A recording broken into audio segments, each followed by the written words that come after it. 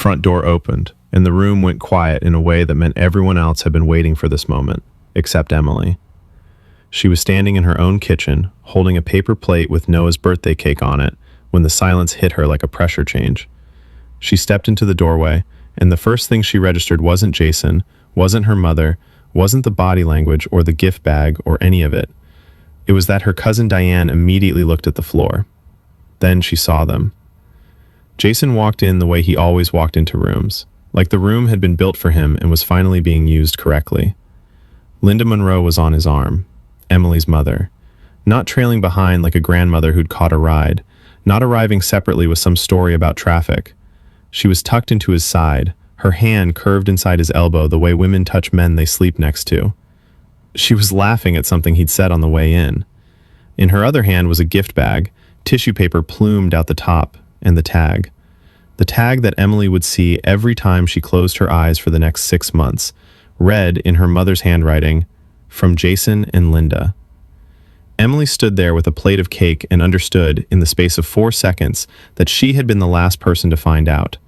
Not the only one who didn't know, the last one. The divorce had been Emily's idea, technically, which Jason had used ever since as proof that she was impulsive and reactive. 14 years, an 8-year-old, a shared mortgage they'd had to surgically separate, and an attorney who told Emily she was being too generous in the settlement. She hadn't cared about generous. She'd cared about getting Noah somewhere stable and getting herself somewhere she could breathe again. Jason had been unbothered by the whole thing in a way that should have told her something. Men who love their wives fight for the marriage.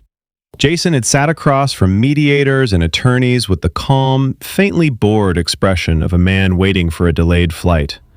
He agreed to everything. He was pleasant about all of it. He smiled at her in a way that made her feel like she was missing a joke. She understood now what the joke was. Linda had been her lifeline during the marriage.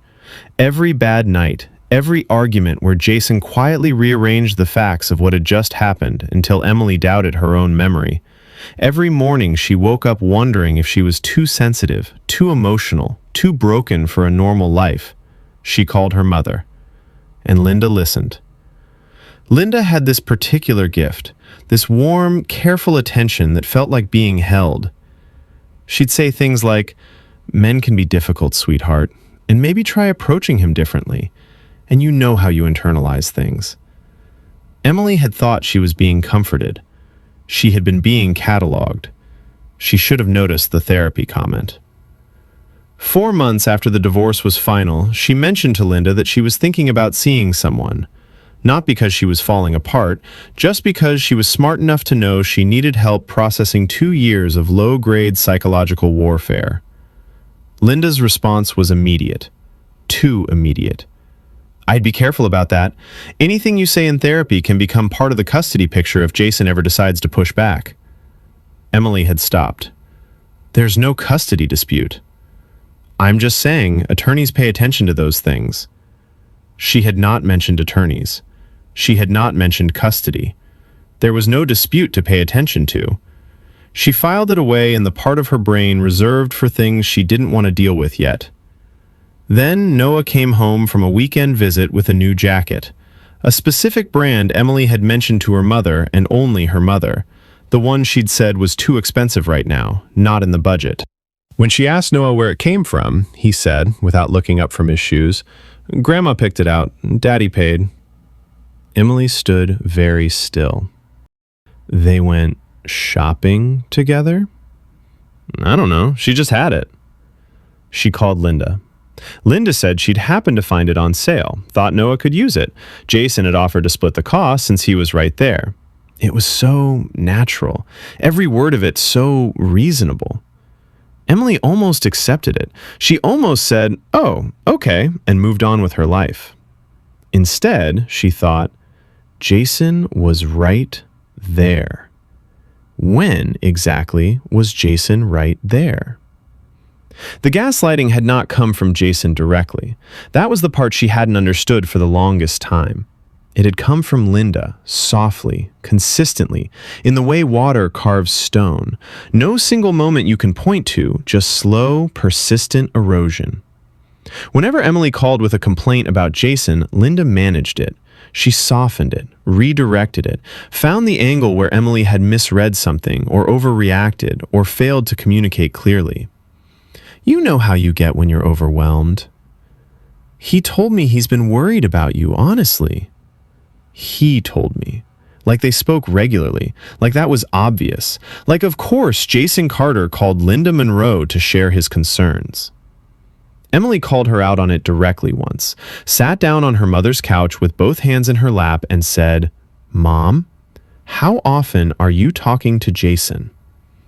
And Linda had given her the look, the patient, sorrowful look of a woman dealing with a child who is being irrational. "He is Noah's father. Would you really prefer that I be rude to him at pickups? That I treat him like an enemy? Is that what's healthy for Noah?"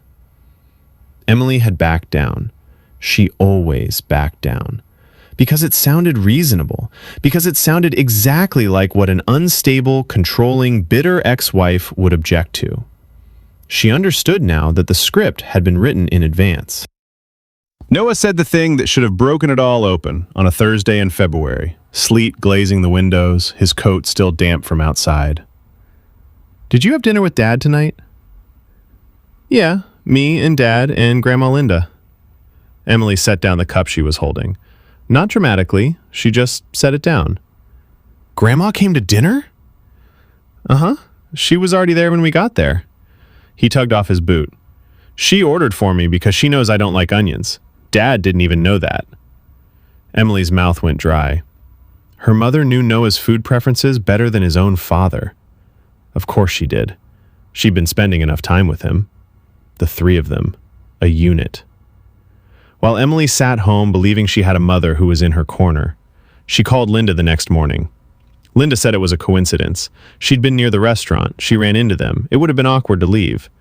When Emily said, as calmly as she could manage, that she wasn't comfortable with her mother and her ex-husband having private dinners together, Linda exhaled the long-suffering sigh of a saint tolerating an unreasonable child. "I didn't realize you'd been appointed to manage my social life. I'll try to be more careful about where I eat." Emily had felt the conversation turn, the way it always turned, until she was the irrational one, the jealous one, the paranoid one. She started writing things down after that, dates and details, because she needed to stop trusting her own memory to hold what she was seeing.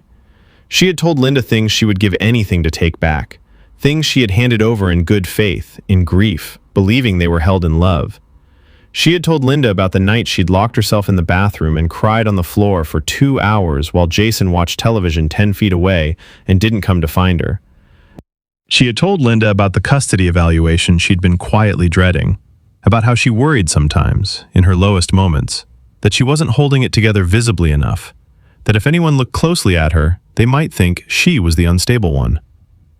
She had told her mother her worst fears about herself, and she found out what her mother had done with them 8 months ago at a parent-teacher conference. Jason had been there. He was always present, always polished, always the version of a father that makes teachers feel reassured.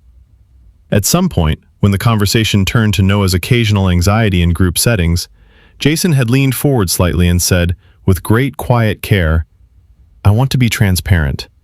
Emily's been struggling emotionally since the divorce. I try not to make it a bigger issue than it is, but I think it's worth knowing as context for Noah." The teacher had nodded, concerned, sympathetic, toward Noah, toward Jason, toward this poor man navigating a difficult situation. Emily had sat there feeling the specific horror of watching someone use your own words against you in real time, because the phrase, struggling emotionally, was hers. It was exactly what she had said to her mother in October, word for word, the night she'd called crying and said, "I'm struggling emotionally, Mom. I don't know how to explain it." She had never said it to Jason. She had never said it to anyone but Linda. She hadn't been able to name it then. She could name it now. She watched Linda move through her living room like she lived there. That was the word for it. Not comfortable, not relaxed, familiar. Linda set the gift bag on the present table and didn't look for permission. She moved toward the couch and didn't look for a place to sit. She picked a spot like she'd sat there before. And then Noah came tearing in from the backyard, and Linda crouched down to his level and straightened the collar of his birthday shirt in one smooth motion. both hands, fixing it the way a woman fixes a child she helps dress regularly. Noah didn't flinch. He let her do it.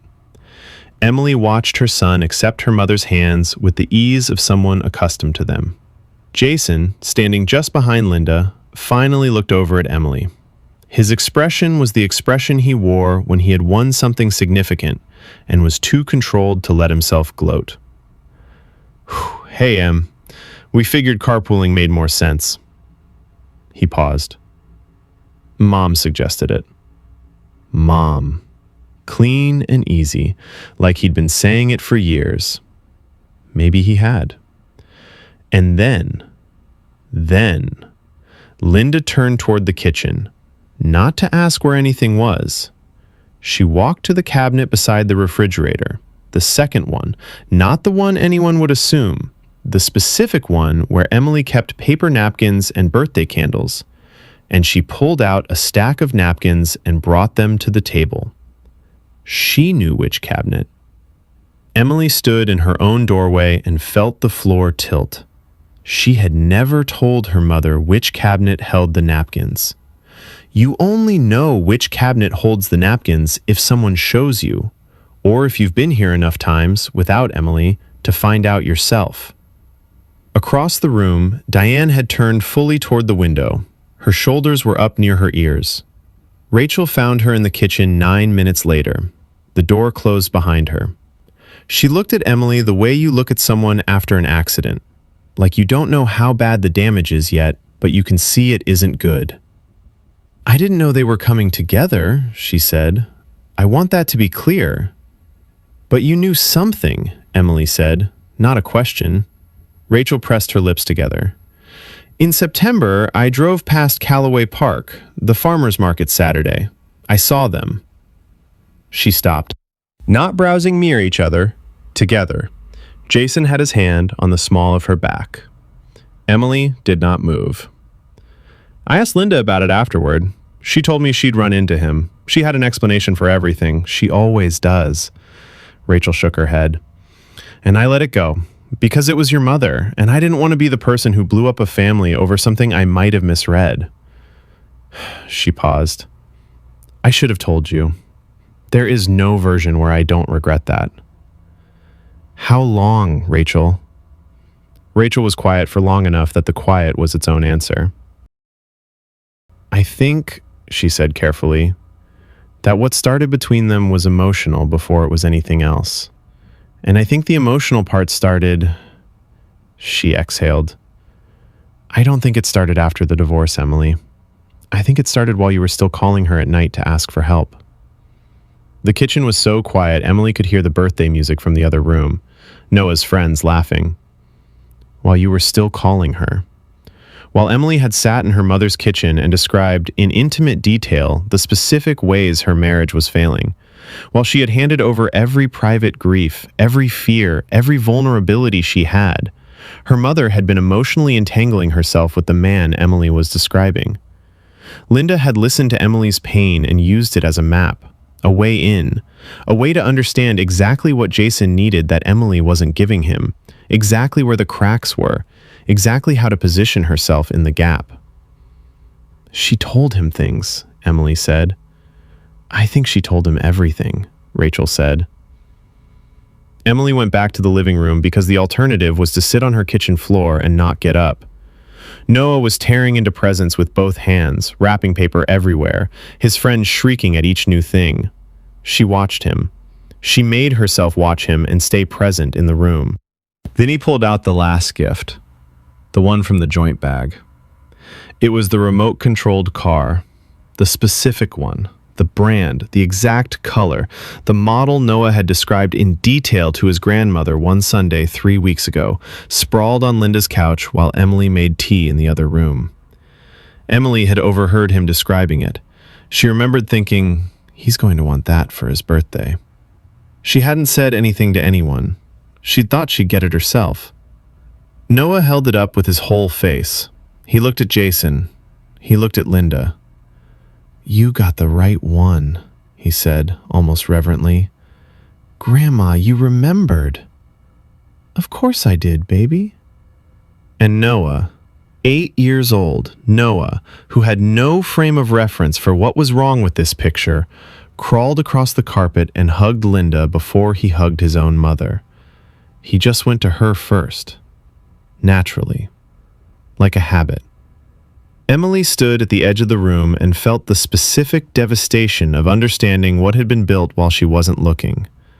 Not just a relationship between a man and her mother, a family. A parallel family, with her son at the center of it, comfortable with its rhythms, unthreatened by its shape. They had built something. In the time she'd spent being grateful that Noah still had two parents who showed up, they had been constructing a life that looked like everything Emily thought she had. And Linda sat in the middle of it, on Emily's couch, like she had finally, at 56 years old, arrived somewhere she'd been meant to be all along. There was a moment, near the end of the party, that Emily could not stop replaying afterward.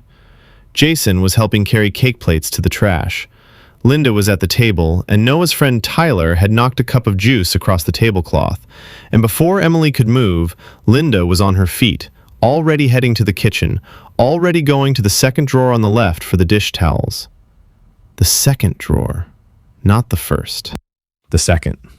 Emily watched her mother clean up the spill in her house with her dish towels from her drawer, while Emily stood 4 feet away and was not consulted, or acknowledged, or needed. She thought about her therapist telling her that control is sometimes the most invisible form of power. She thought about a woman who had raised her, who had taught her to drive, who had sat beside her at her father's funeral, who had given a speech at her wedding, a speech about love and patience and the sacred trust of a mother and daughter. And she tried to locate the moment it had turned. The moment Linda had looked at Emily's marriage and seen not a daughter to protect, but a position to take. She wasn't sure there had been a moment. That was the most frightening thing. It may have been gradual. It may have been a series of small decisions Linda made while calling each one something else. Staying in contact for Noah's sake, being a peacemaker, trying to stay neutral. And somewhere in all those small, reasonable choices, something had crossed over into something Linda had never once admitted to herself. Jason said goodbye first. He shook hands with 2 of the dads. He thanked Emily for having everyone over, said it like she'd been gracious to include him, said it like this was her obligation and he was appreciating her performance of it. He crouched down and hugged Noah for a long time. Then he stood and looked at Emily. "He's a great kid," Jason said. "You've done a good job with him." She recognized the construction of the sentence instantly. You've done a good job with him. Not we, not he's wonderful, but a performance review. A superior noting the work of a subordinate. Calm, measured, and cruel in a way that left no fingerprints. She said nothing. Linda lingered. She was the last person at the door, and she paused the way she always paused, so that her exit became a scene, so that whatever came next between her and Emily would feel like Emily's choice, rather than hers. "We should sit down this week," Linda said. "You and me. Just talk through things." Emily looked at the woman who had listened to her cry about her failing marriage, the woman who had asked her the right questions and remembered every answer, the woman who had delivered those answers, all those intimate, vulnerable, private things, to the man who was breaking her. "There's nothing to talk about," Emily said. "Emily, please. I need you to understand something." Emily's voice was even. She had learned, even the hard way. "I am going to figure out what is appropriate going forward as it relates to Noah. I will be in touch. But what you've done, what both of you have done, the way you did it." She stopped. Let it sit. "I need you to leave my house." Linda's expression shifted through something that might have been shame if Linda Monroe were built for it. Then it settled into the look Emily knew best, the dignified injury, the quiet suffering of a woman being treated unfairly. "I understand you're upset," Linda said. "Good night," Emily said, and closed the door. The house was quiet in a way it hadn't been in months. Emily stood in the hallway with her back against the door and thought about 14 years of marriage and what it costs to build a life with someone and then dismantle it. She had grieved Jason. She had grieved the marriage, the house, the version of herself that had believed in what they were building. She had done the hard work of letting go. She thought she had known what losing him felt like. She had not lost him. That was what she understood now, clearly, perhaps for the first time. Jason had never been something she had in the way she thought. You cannot lose what was being taken from you the whole time. He had been removing himself from their marriage incrementally, strategically, and while he did it, he had recruited her own mother to help manage the vacancy. Linda had not filled a role that appeared after the divorce. She had been available for one that was being prepared during the marriage, with full access to the blueprints. Emily walked upstairs, looked in on Noah. He was already half asleep, the remote-controlled car wedged under his arm, still in his birthday shirt. She stood in the doorway for a long time. She thought about everything she had said to her mother in the dark. Every fear, every crack, every night she had called Linda and said things she would have been ashamed to say to anyone else. Things she'd been told were safe to say to your mother. Things that were supposed to be protected by blood. She thought about those words traveling, being sorted, being handed over in whatever form was most useful.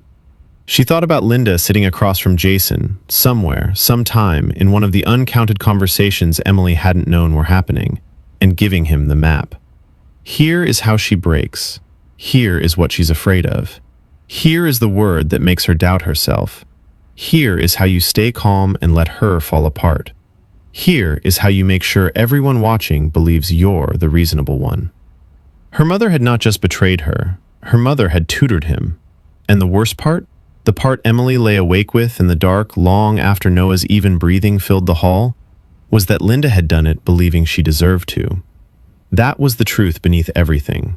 Linda Monroe had spent 56 years being the most elegant woman in the room and watching the room's attention drift to someone else. She had watched Emily get the husband, the house, the baby, the life. She had smiled and attended the bridal shower and given the wedding speech and said all the right things for years.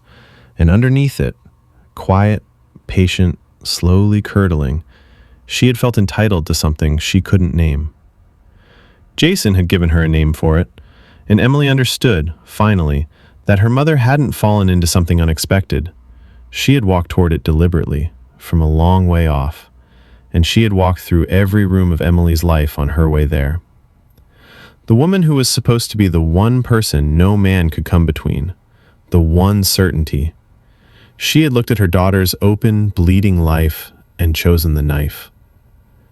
And the last thing Emily thought before sleep finally took her, the thought she knew would still be sitting on her chest in the morning, and the morning after that, and every morning for a long time, was not about Jason, who had always been capable of this, who had always been exactly this cold beneath the charm.